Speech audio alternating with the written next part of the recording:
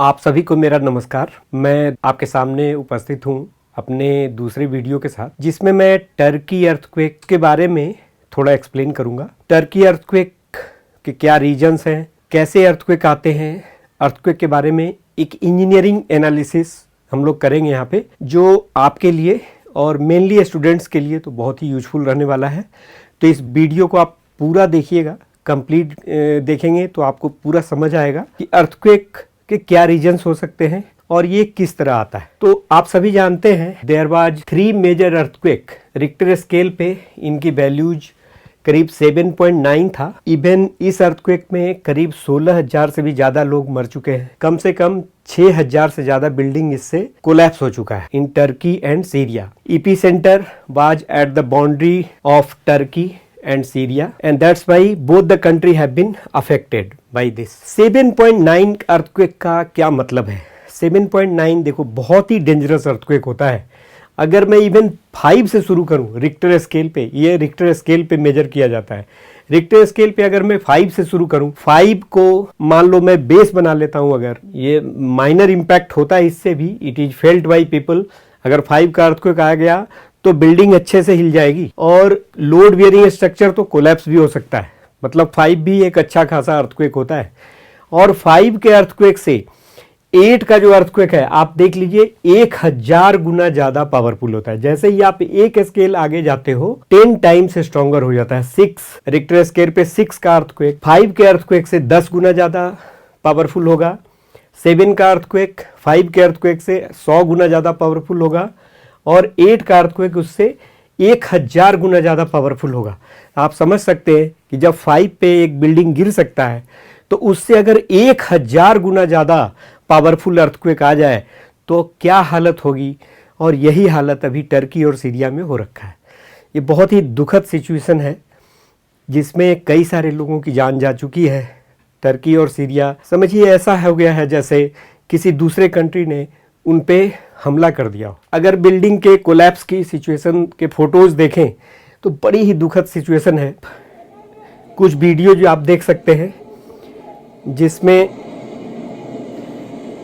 Building collapse होते हुए दिख रहे हैं। ऐसे कई सारे वीडियो इंटरनेट पे अवेलेबल। रोड में क्रैक्स आ चुके हैं। अर्थक्वेक इतना पावरफुल था। और ये अर्थक्वेक किस तरह का अर्थक्वेक था ये भी मैं आपको अभी बताऊंगा। अर्थक्वेक किस रीजन से आता है, किस तरह के होते हैं। ये अर्थक्वेक के कारण देखिए रोड में क्रैक्स आ चुके हैं। जमीन जो है एक दूसरे से अलग हो चुका है और उसके कारण ये अर्थक्वेक आए हैं। इसके कारण हर तरफ कितनी सारी बिल्डिंग कोलैप्स हुई हैं। अर्थक्वेक बहुत ही डेंजरस हो सकता है अगर हम बिल्डिंग्स को अर्थक्वेक के लिए डिजाइन नहीं करें। Even in India also so many building में get collapsed if we don't take care of earthquake. इसीलिए हमें जो भी बिल्डिंग बनानी है या जो डिजाइन करना है उसको प्रॉपर डिजाइन करके ही बनाना चाहिए। और ये बहुत जरूरी है।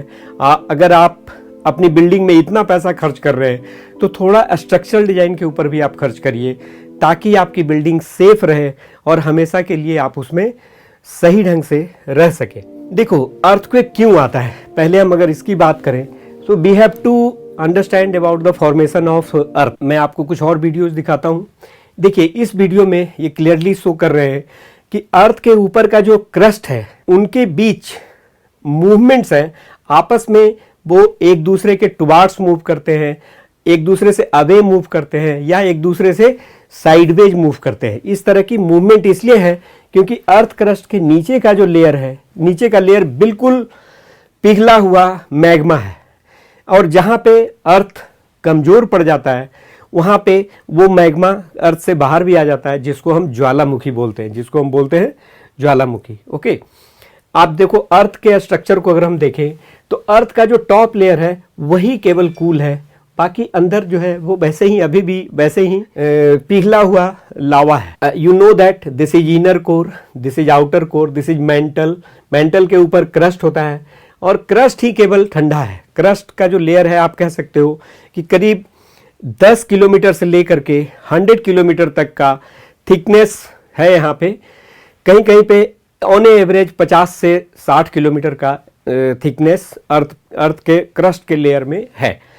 कहीं पे समुद्र के नीचे इसकी लेयर काफ़ी कम हो जाती है और जहाँ जहाँ पे माउंटेन्स हैं वहाँ पे इसकी लेयर काफ़ी थिक हो जाती है। ये जो टॉप अर्थ का क्रस्ट है, ये जहाँ जहाँ पे वीक है वहाँ से ज्वालामुखी फटने के चांसेज होते हैं, और इसलिए ये जो लाइंस बन जाती हैं, इन लाइंस के बीच बीच का जो एक एक प्लेट है उनको हम बोलते हैं टेक्टोनिक प्लेट्स। तो ये जो टेक्टोनिक प्लेट्स है ये अभी भी उस मेंटल के ऊपर फ्लोट कर रहे हैं मतलब उनमें मूवमेंट की टेंडेंसी है। आपको पता होना चाहिए इवन इंडिया की जो पोजीशन है, वो आज की जो पोजीशन है जो एशिया के साथ जुड़ा हुआ है, वो इंडिया की पोजीशन हमेशा ऐसी नहीं थी।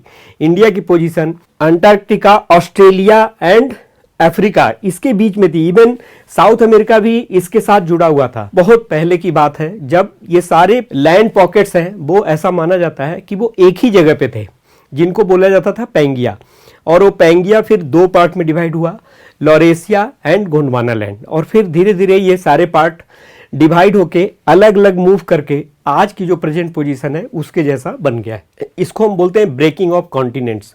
आप इस वीडियो में देख सकते हो कि शुरू में ये पूरा पैंगिया था। मैं आपको दोबारा, ये पूरा पैंगिया है, पैंगिया अलग हुआ, ये लॉरेशिया है। Laurasia means Europe, Asia and North America, इन तीनों को मिला के लॉरेशिया बोला जाता है। और गोंडवाना लैंड में साउथ अमेरिका, अफ्रीका, इवन उसमें इंडिया भी था, अंटार्कटिका, ऑस्ट्रेलिया, न्यूजीलैंड, ये सब है। इवन आप देख सकते हो कि इंडिया की पोजीशन ये रही इंडिया की पोजीशन, जो ऐसा मूव होकर के एशिया में जाके मिलता है। आप दोबारा देखिए, यह है इंडिया की पोजीशन जो मूव होकर के एशिया में जाके मिल जाता है। इंडिया कहाँ पे है? इंडिया है अफ्रीका, अंटार्कटिका और ऑस्ट्रेलिया के बीच में, जो कि धीरे धीरे फ्लोट करते हुए, और ये 1-2 सालों में नहीं हुआ, ये कई करोड़ों सालों में हुआ है। तो इसलिए इंडिया की जो पोजीशन जब ये ऊपर आके हिट हुआ, तो ये क्या कर रहा है, जब ये एशिया की प्लेट के पास आके हिट हुआ है तो ये दोनों एक दूसरे के टुवार्ड्स मूव कर रहे हैं। तो उसके कारण क्या होता है, दोनों एक दूसरे के जब टुवार्ड्स मूव कर रहे हैं तो वहाँ पे जो लैंड, जहाँ पे ये हिट हुआ, वहाँ पे लैंड जो है ऐसे ऊपर नीचे फोल्ड हो गया। तो ये फोल्ड होने से ही हिमालय फॉर्म हुआ है। I can show you in one video, you will see कि कैसे ये फॉर्म हुआ है इंडिया।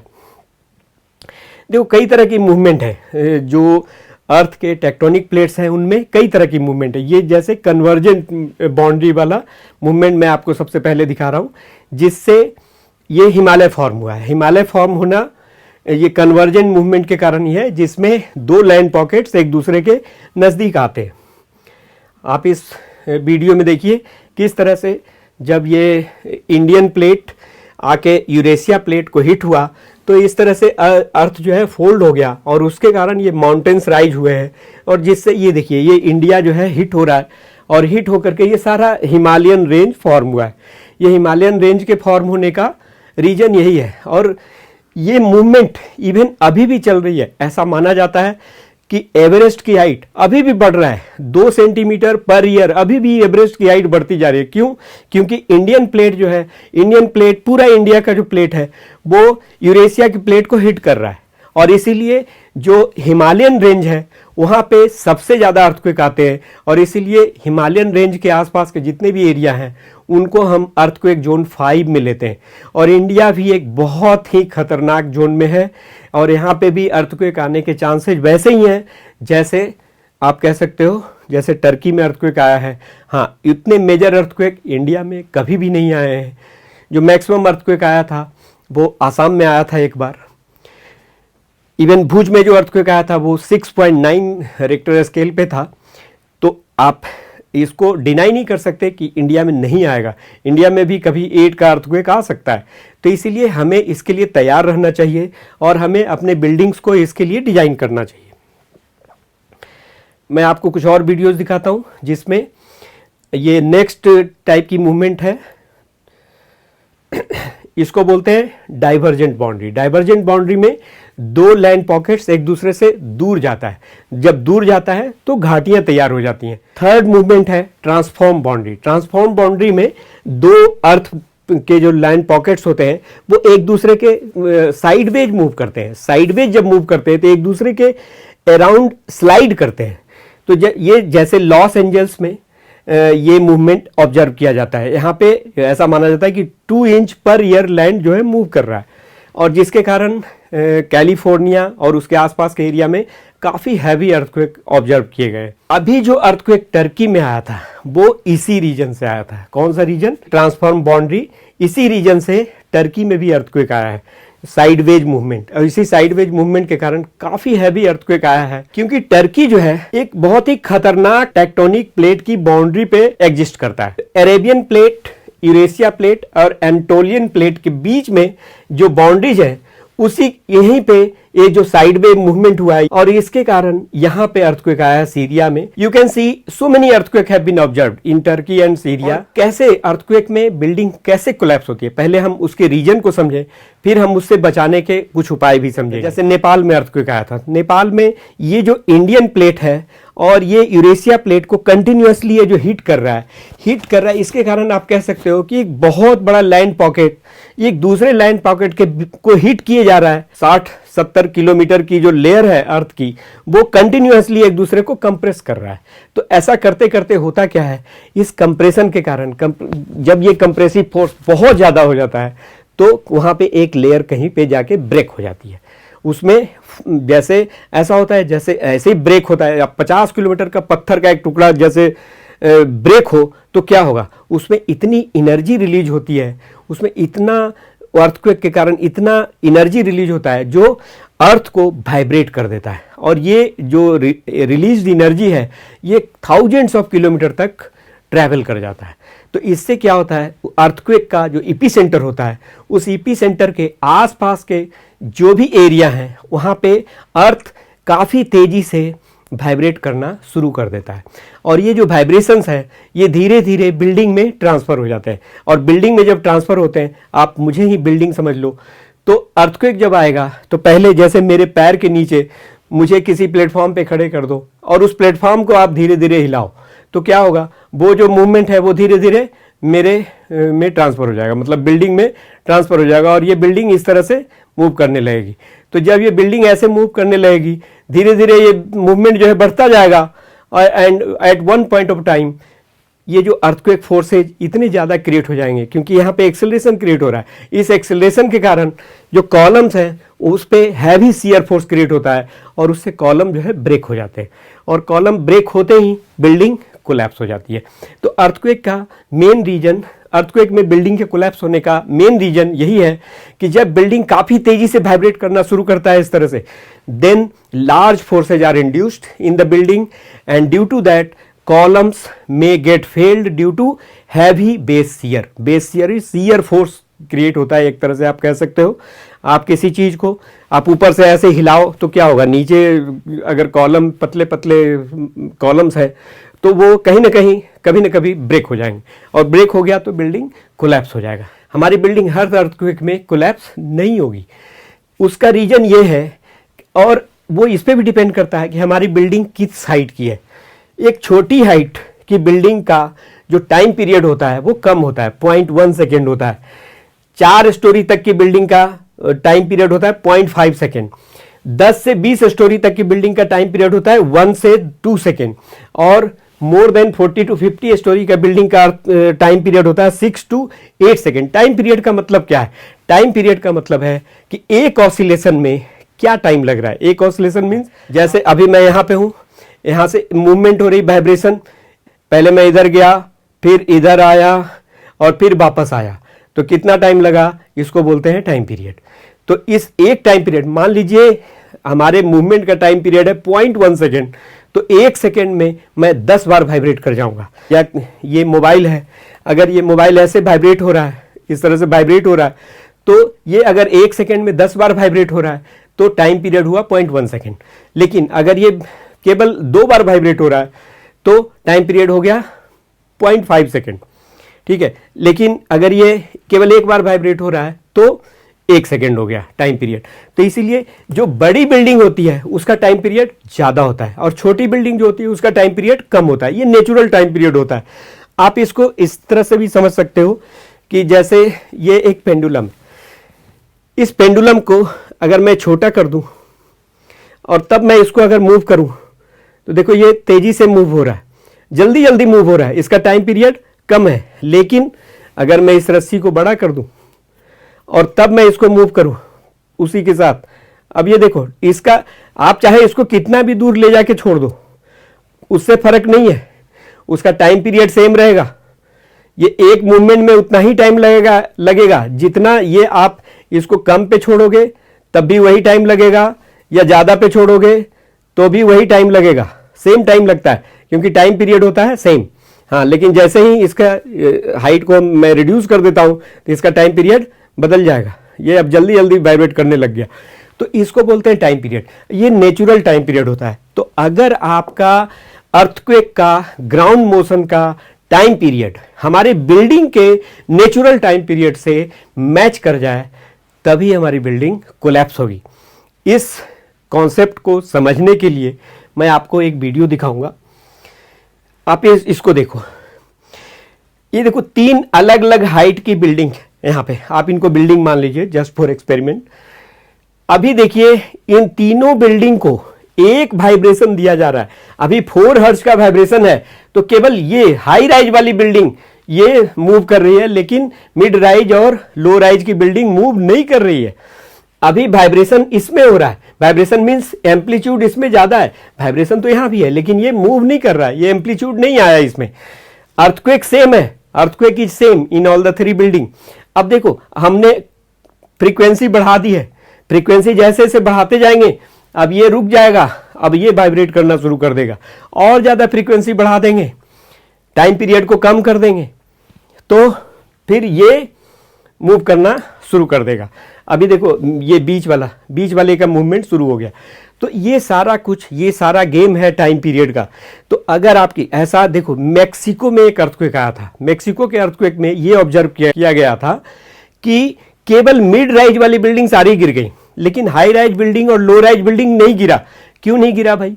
क्यों? क्योंकि जो अर्थक्वेक आया था उसने ऐसे ग्राउंड मोशन क्रिएट करे, उसके जो वाइब्रेशन ऐसा क्रिएट करा कि वो मिड राइज वाली बिल्डिंग के नेचुरल फ्रीक्वेंसी से मैच हो गया, और नेचुरल फ्रीक्वेंसी से मैच होते ही वो बिल्डिंग्स हाई एम्पलीट्यूड के साथ मूव करने लग गया, और वो सारी बिल्डिंग में काफी अर्थक्वेक फोर्सेज डेवलप हो गए और वो कोलैप्स हो गए। हाई राइज बिल्डिंग और लो राइज बिल्डिंग कोलैप्स नहीं हुए। बिल्डिंग का जो नेचुरल फ्रीक्वेंसी है, अगर अर्थक्वेक का ग्राउंड मोशन उस नेचुरल फ्रीक्वेंसी को मैच कर जाता है तो वो बिल्डिंग के कोलैप्स होने का चांस ज्यादा हो जाता है। जब भी अर्थक्वेक आता है तो ये ग्राउंड है, ग्राउंड की जो मोशन है वो धीरे धीरे बिल्डिंग में ट्रांसफर होती है और बिल्डिंग जो है ऐसे मूवमेंट शुरू हो जाता है। अगर बिल्डिंग में हम कुछ स्पेशल सिस्टम न लगाएं तो बिल्डिंग काफी तेजी से मूव करना शुरू करेगा और ये धीरे धीरे कोलैप्स भी हो सकता है। अगर अर्थक्वेक फोर्स इतना ज़्यादा हो जाएगा कि कॉलम्स या नीचे का जो सपोर्टिंग स्ट्रक्चर है वो फेल हो जाए तो हमारी बिल्डिंग कोलैप्स हो सकती है। तो इससे बचने के लिए क्या करें? तो इससे बचने के लिए एक जो सिस्टम होता है उसको बोलते हैं बेस आइसोलेटर। बेस आइसोलेटर क्या होता है? ये फाउंडेशन और बिल्डिंग के बीच में हम बेस आइसोलेटर लगा देते हैं। तो वो बेस आइसोलेटर क्या करता है कि जो ग्राउंड का जो मोशन है वो बिल्डिंग में ट्रांसफर ही नहीं करता और इससे हमारी बिल्डिंग कोलैप्स होने से बच जाती है। ये देखो नीचे आपका फाउंडेशन तो मूव कर रहा है लेकिन हमारी बिल्डिंग मूव नहीं करेगी, ये कॉलम मूव नहीं करेगा क्योंकि बेस आइसोलेटर जो है वो उस शॉक को ऊपर ट्रांसफर ही नहीं कर रहा। बेस आइसोलेशन जिसमें देखो ये फाउंडेशन के नीचे आप एक समझ सकते हो कि जैसे स्प्रिंग जैसे लगा दिए गए हो। स्प्रिंग जो है वो नीचे ग्राउंड में जो मोशन है उसको बिल्डिंग में ट्रांसफर ही नहीं करेगा। ओके, इसी तरह से एक दूसरा तरीका होता है। दूसरा तरीका ये होता है कि हम एक ट्यून्ड मास डैम्पर यूज करें। ट्यून्ड मास डैम्पर क्या होता है? ट्यून्ड मास डैम्पर में एक हैवी सा बॉल बिल्डिंग में हम हैंग कर देते हैं। तो ट्यून्ड मास डैम्पर के साथ अगर आप बिल्डिंग बनाते हो तो इसमें जो वाइब्रेशन होगा वो कम होगा एज कंपेयर टू बिना ट्यून्ड मास डैम्पर के जो बिल्डिंग बना रहे हैं उसमें। इसमें ज्यादा देर तक वाइब्रेशन होता रहेगा और इसमें वाइब्रेशन काफी जल्दी रुक जाएगा क्योंकि वो जो डैम्पर है, डैम्पर का पर्पस ये होता है कि वाइब्रेशंस को काफी क्विकली रिड्यूस करके जीरो कर दे। ये जैसे एक बिल्डिंग है ताइपेई 101, उसमें ट्यून्ड मास डैम्पर यूज हुआ है। वैसे कई सारी बिल्डिंग है ऑल ओवर वर्ल्ड में जिसमें ट्यून्ड मास डैम्पर यूज हुआ है।